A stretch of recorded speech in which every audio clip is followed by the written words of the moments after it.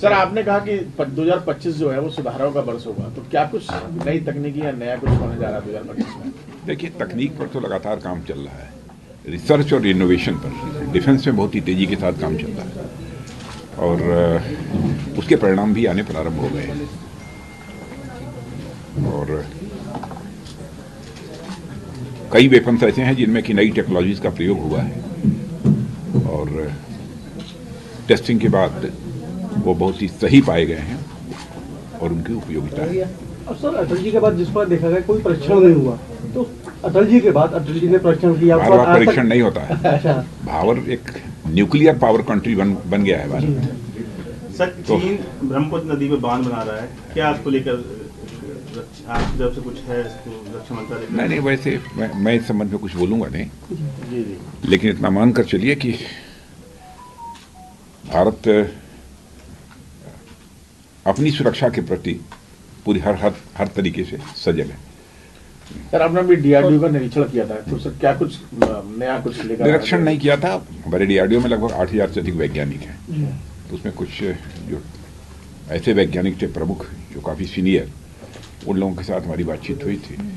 बहुत चीज़ें ऐसी हैं, बहुत ऐसी चीज़ें हमारे यहाँ जो डिस्क्लोज नहीं की जा सकती, लेकिन इतना मैं कह सकता हूँ कि हमारे वैज्ञानिकों ने कुछ करिश्माई काम किया है इधर, जिससे मैं कह सकता हूँ कि टेक्नोलॉजी के मामले में भारत अंतर्राष्ट्रीय स्तर पर अपनी साख तेजी से बना रहा है। संतुलित वाक्य यही होगा। सर, दिल्ली में चुनाव की घोषणा हुई है, दिल्ली में चुनाव की घोषणा हुई, 5 तारीख को चुनाव है, क्या लग रहा है इस बार?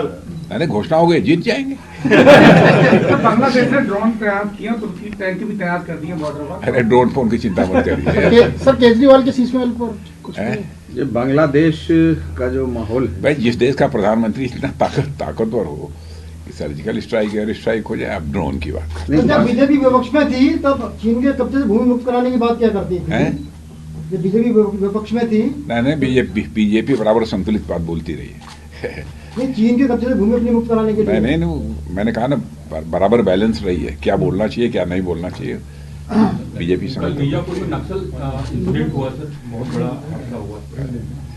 आज समझ में वैसे गृह मंत्री अमित शाह जी के नेतृत्व में नक्सलवाद के विरुद्ध प्रभावी कार्रवाई हो रही है और सारी हमारी वहाँ की स्टेट गवर्नमेंट्स भी लगी हुई है और जिस प्रकार का कोऑर्डिनेशन स्टेट गवर्नमेंट और सेंट्रल गवर्नमेंट में होना चाहिए उस प्रकार। सर, आप यूपी के सीएम रहे, आज अखिलेश यादव कह रहे हैं कि संबल में जो हिंसा हुई है वो बीजेपी ने वोटों की जो लूट की थी उसको छुपाने के लिए हिंसा की गई है, आप क्या कहेंगे इस पे?